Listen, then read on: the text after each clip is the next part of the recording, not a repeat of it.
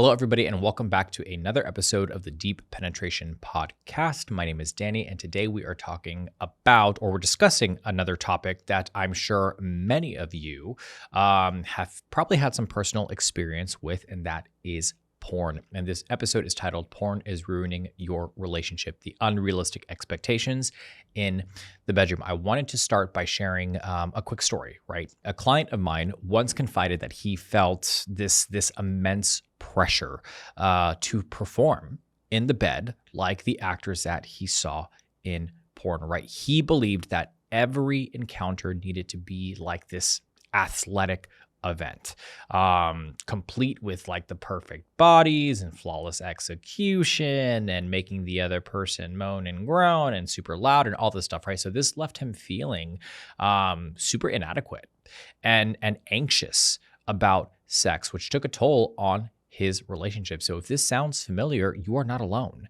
So I wanted to create an episode where we can sit down and talk about this specific topic. So let's break down some of the misconceptions and understand the real impact of porn on your relationship. So what are some of the common misconceptions, right? So first, let's talk about how many of us use porn as a form of sex education. The truth is, porn is entertainment, right? It's not a manual for sex. It's scripted, it's edited, and it often depicts scenarios that are far from reality. And one major misconception is that the sex we see in porn is how sex should actually be. And in reality, real sex can be kind of messy and awkward and uncoordinated, but it can still also be incredibly satisfying, right? I'm not saying that all sex is that way, because there are definitely sexual partners who are very skilled and they know what they're doing, and vice versa. But at the end of the day, there shouldn't be this pressure or this need to perform at a certain level all the time, right? And as gay and bisexual men, we are not given the birds and the bees talk in a way that we would need it for it to be relevant to how we feel, right? And in truth, many of you, like myself, didn't really understand what it meant to be gay or bisexual because there was a lack of education. So for any kid growing up in the 90s and the 2000s, the internet was our source of education. And that education, unfortunately, was porn. It was the first time I saw two people having sex, and I realized I was more focused on the guy than I was on the girl. And it's not to say that I didn't find the woman attractive.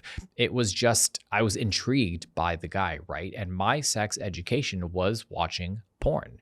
That was the first time that I saw two men making love. That was the first time that I saw two men connecting on a level that I hadn't experienced before. That was the first time I was curious about exploring my own body. And I was 12 at the time, and I can recall, I can recall my mom stumbling across the home computer search history, because for any of you guys who grew up in the 90s, usually there was like a home computer. So it was like the computer that everybody used. We didn't have like our individual laptops. So she came across the search history, and I remember her having a chat with both me and my sister. And the memory of that conversation literally makes me cringe even to this day. So awkward. I'm still cringing inside. Look, I remembered that experience vividly, and in fact, we can add that to the list of repressive experiences that contributed to a shame cycle that took years to break. I want to be very clear on something. My mom was not super mean or aggressive about the conversation. It was more of like a very blunt and clarifying conversation of like, this is not okay and this is not acceptable. But regardless, I think as an individual who is coming to terms with their sexuality and trying to figure out what feels right and what doesn't feel right, that experience, even if it wasn't a super negative one, still contributed to this shame cycle, right? Another common misconception is about physical expectations. Porn often showcases men with perfect bodies, these gigantic members, big booties, and it's like setting a standard that can be impossible to meet. And the reality is, healthy and satisfying sex comes in all shapes and sizes. And this ties directly into the performance pressure many people feel, right? Porn actors are professionals. Their job is to make sex look effortless and flawless. But real life sex isn't always like that. And that's okay. And listen, I can guarantee you that many of you have had that experience before, just simply from your hookup experiences. If you are somebody who has ever used an app called Grindr or Sniffies or Scruff or any of those apps, and you have had multiple sexual partners, you know that sometimes the chemistry and the connection is there, and sometimes it is not. Sometimes people are more skilled, and sometimes people are not. That is just the reality of sex.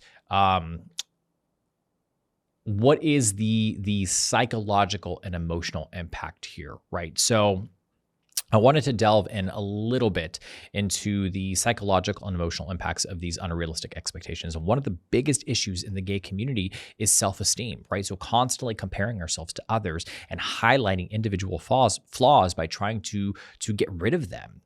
So wrinkles, fat, white hair loss, all of that stuff. And I think for many of us, one of our first experiences with comparing our physical bodies is porn actors, which can lead to this feeling of inadequacy. And I can still remember even being 13 or 14 years old, 14-year-old kid watching porn and then comparing my own size to these guys and sitting here being like, oh my God, like I'm non-existent, right? But you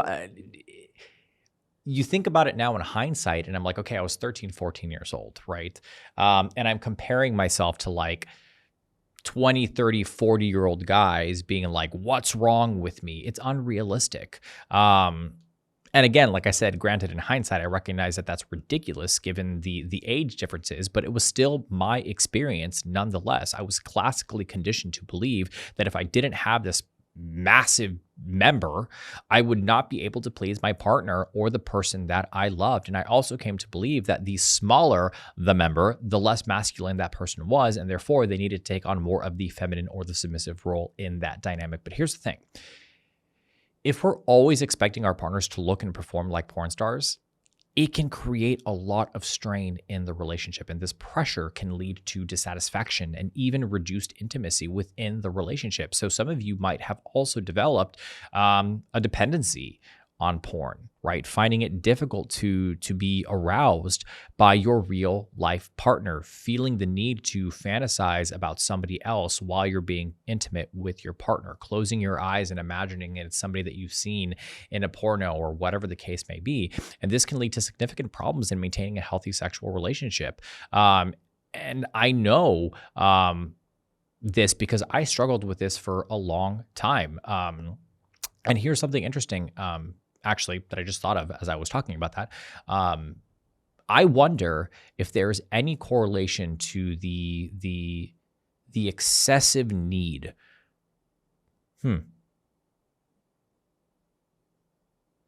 I wonder if there is. Let me get my thoughts straight here because literally this just kind of popped into my head. I wonder if there is any correlation to the excessive need for new partners and sexual experiences within the gay community and porn, right? If there's a correlation there, and there probably is, because if you think about it, when you sit and you watch porn, you often scroll through multiple different videos before you land on the one that you decide that you want to have fun with, right? You want to get off on.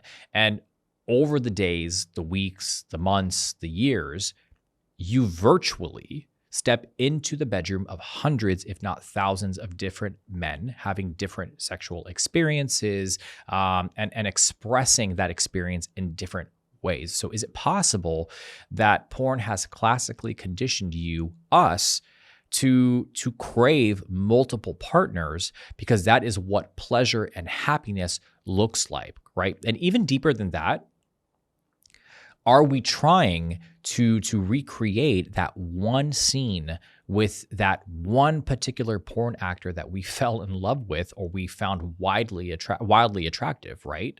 I don't know. Just kind of food for thought. It's one of those things that just kind of like popped into my head as I was talking about it. totally went off on a tangent there for a second, but I think it was relatable, and I think that it matters, and I think that it's really important because sometimes having those like little moments of insight or clarity or just genuine curiosity leads you down another path, and who knows, might be a topic for another podcast episode at some point. All right, so let's talk about the health facts and statistics, right? So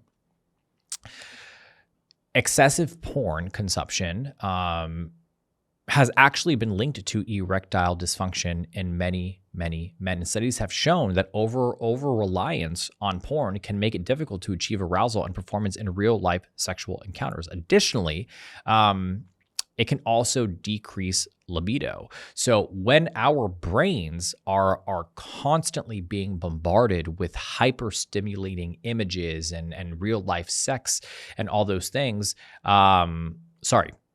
what I meant to say was when our brains are being overstimulated by the images that we're watching, the videos that we're watching, real life sex situations can seem less exciting, right? The dopamine levels are not as high as they once were. And porn also creates a sexual script, right? That many feel they need to follow.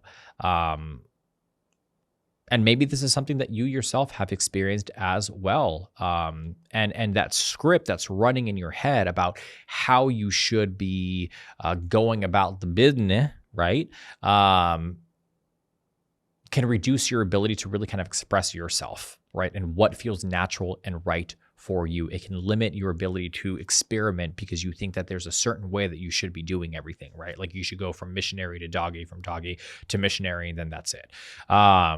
Allowing yourself to kind of be sexually free and experiment is a really important part of being able to build a connection with your partner.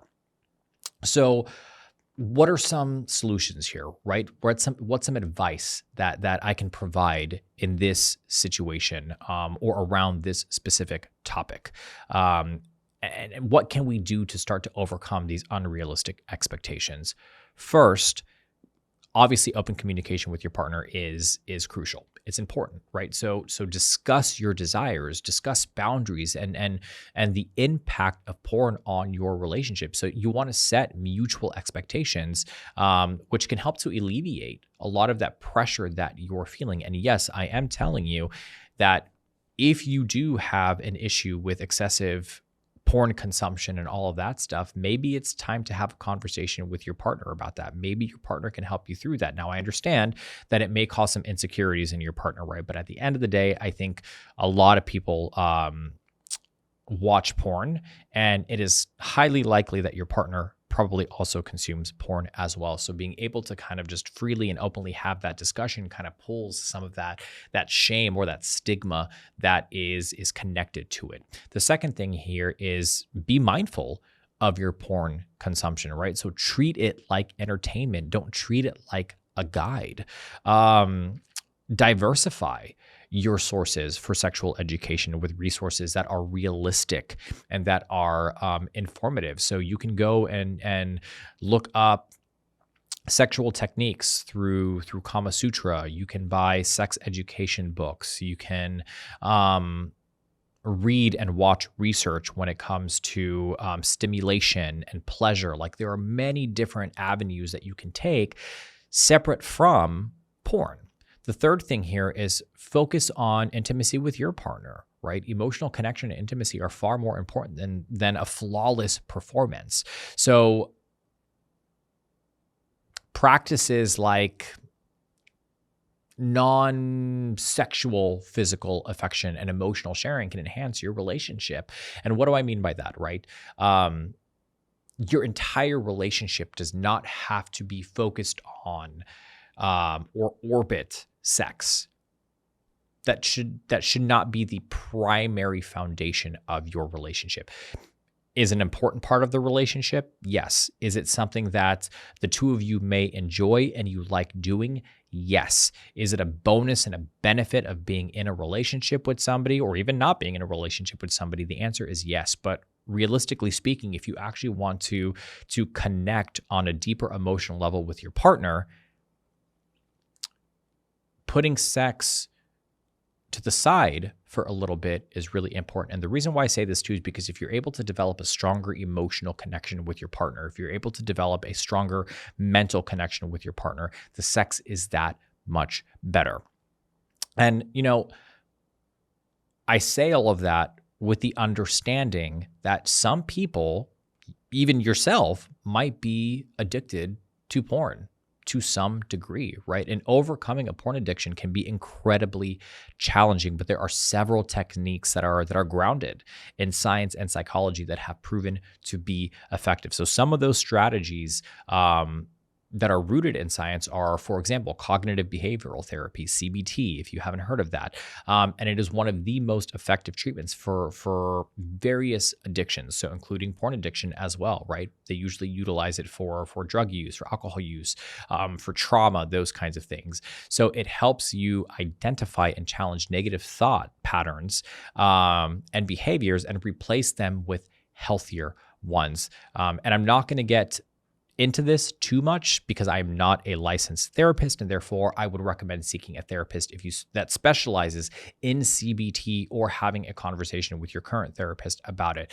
But here's how CBT works in a nutshell. The first thing is that they identify triggers, right? So recognizing certain situations, emotions, or thoughts that may be leading to the use of pornography. The second thing here is cognitive restructuring. So challenging and changing those distorted thinking patterns is a very important part of the process. The third thing is behavioral techniques, right? So you start to develop new healthy habits to replace the addictive behaviors. There's also mindfulness and meditation, right? So mindfulness practices help to increase awareness of thoughts and feelings without judgment, right? Which can reduce the urge to engage in addictive behaviors. Two techniques that I have found to be very, very useful. And again, this is along the lines of meditation, is mindfulness meditation, which is focusing on the present moment and observing your thoughts without acting on them. And the second one is a body scan.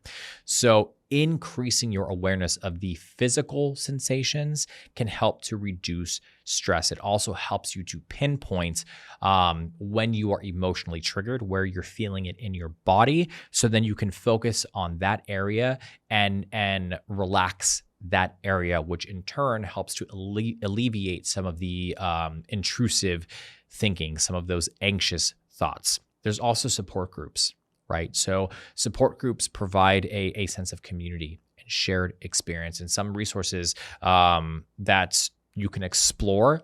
There's 12-step programs like Sex Addicts Anonymous, which is SAA, and they offer a more structured support system. There's also online communities, right? So there's forums and online groups where you can share your experiences, and there are other people who have had that experience, and you guys can support one another.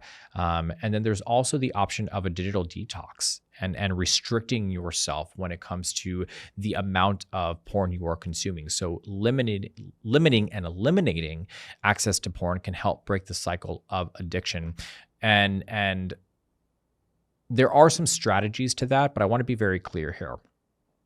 I am sure an individual who is addicted to porn has already tried to step away from their phone, to reduce their phone intake and all of that stuff, and it still proves to be difficult. I get it. Overcoming any addiction is incredibly difficult because it has become a habitual pattern, and there is now also a anatomical and physiological process that is going on here that is maintaining a grip on you, a hold on you, right? So if you are wanting to try to step back from your phone use, and maybe you haven't tried these techniques before, there is you can install filters, right? So you can use software to block pornographic content. You can do setting limits that allocates a specific time for internet use and stick to it, right? So if you notice that you are somebody who has a tendency of getting up in the morning and, getting one out, and then mid-afternoon, and then in the evening, maybe you restrict your internet uses during those specific times so that you start to break the habitual pattern there. There's also exercise and healthy lifestyle, right? So engaging in physical activities and maintaining a healthy lifestyle can reduce stress and improve overall well-being, which helps overcoming addictions, right? It helps to kind of manage the excessive energy that you may have, and helps to promote relaxation. And what's the best way of putting it? I guess that's the best way of putting it, right? It just helps to promote relaxation because you're getting all that excess adrenaline and pent up energy out. So regular exercise, right? So again, physical activities can help to reduce those kind of cravings and improve your mood. A balanced diet, so eating healthier, helps to support your mental and your physical health, right? So if you're excessively drinking or if you're overeating, you're doing a number to your detoxification system in your body. And when your detoxification system, or you're detoxifying organs like your liver and your kidneys and your skin and all of that stuff, are overwhelmed, there can be a backup, and that backup can cause a whole host of different issues and is actually directly correlated to your mental health, right? So mind and body. And when we talk about body, we talk about gut health. Gut health is very much interlinked with our minds. So getting that right is really important. And also professional therapy, right? So working with a therapist who specializes in addiction and can help walk you through that process. It is very, very important. And there's different types that you can utilize. You can do individual therapy. You can do group therapy. It really just kind of depends on what feels right for you. Journaling is another option. So keeping a journal to help track progress, understanding certain triggers, reflecting on your thoughts and your feelings and all of those things, right? So usually when I'm working with a client and we're utilizing a journal, I recommend doing daily entries, right? So write about experiences, emotional triggers, urges that were related to porn use. Reflect, right? So review your journal entries to identify certain patterns so that you can figure out where you can start to make progress, where you need the most help, where you've made improvements. That's super important. Having historical context, having actual proof of the work that you are doing, because sometimes we can put all this work into ourselves and we don't feel like we've really achieved anything or done anything because we don't have anything quantifiable. We don't have anything that we can look at and say, oh yeah, like I made progress in X, Y, and Z. So that's why journaling, I think, is also very important and a good way to keep you grounded in that journey towards progress. Building healthier relationships, right? So developing strong, supportive relationships that can help to promote or provide that emotional support that you need, that might be causing you to spend countless hours watching porn. Those are pretty much the primary ones that I think might be helpful, that I have helped other clients with, and strategies that I've applied. I've applied it with myself because, full disclosure, I had definitely had a porn addiction for a really, really long time. And it was something that was incredibly difficult to overcome and to get over. And I mean, here's the thing. There are still times where I will, hop on the internet and watch some porn and whatever, but it's nowhere to the degree where it used to be, where it was like, I was spending countless hours online watching porn, and it was just destroying my mental health. It was destroying my libido. It was destroying my ability to connect with people and my partner and all of those things. So I speak also from experience and knowledge around these things. And as with anything, implementing these strategies requires commitment and consistency. But with time and effort, overcoming a porn addiction is possible. So to wrap this up, it's important to recognize the impacts of porn on our relationships and work towards healthier, more realistic expectations. And remember, sex isn't about perfect performance, right? It's about connection, and it's about intimacy with the person that you are having that experience with. So be it your partner or be it somebody that you just met. So, I hope today's discussion has given you some food for thoughts, some practical tips that you can apply to your own life. And again, thank you for tuning into the Deep Penetration Podcast. If you found the episode to be helpful, please make sure you are subscribing, sharing, and leaving a comment down below. And I look forward to seeing you guys in the next episode.